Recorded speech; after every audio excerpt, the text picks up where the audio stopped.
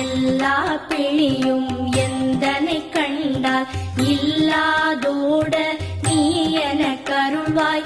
ஈரேழ் உலகமும் எனக்குறவாக ஆணும் பெண்ணும் அனைவரும் எனக்கா மண்ணாளரசரும் மகிழ்ந்துறவா.